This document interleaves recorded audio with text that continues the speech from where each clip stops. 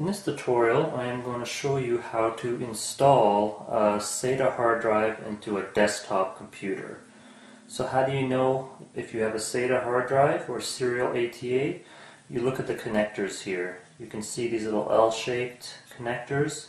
This one here is for the cable, and this one here is for the power right here. This one drive even has the option to use the older Molex power connector.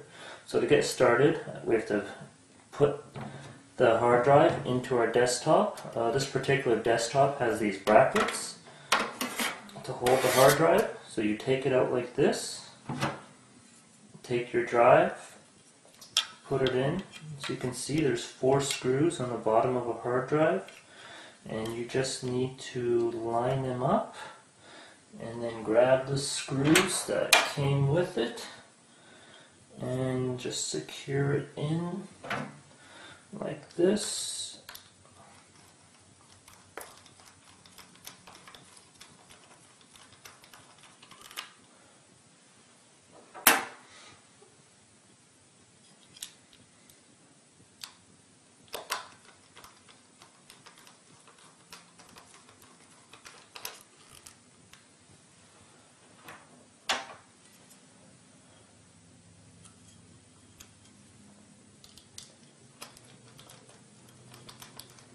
And every computer has a different way of connecting the hard drive to the actual desktop. You might have a bracket similar to this.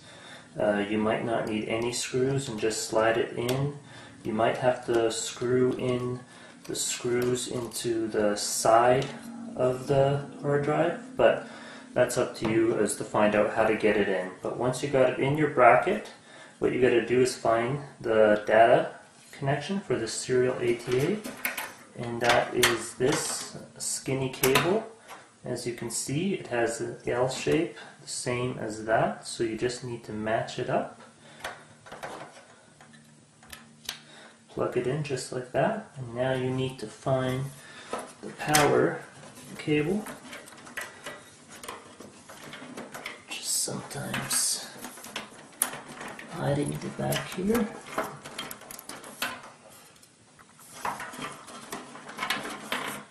Let's just grab this one.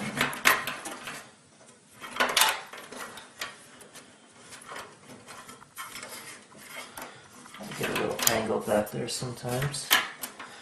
Okay, so this is what it looks like, is this power. Again, you have the L shape, the same L shape that is right here.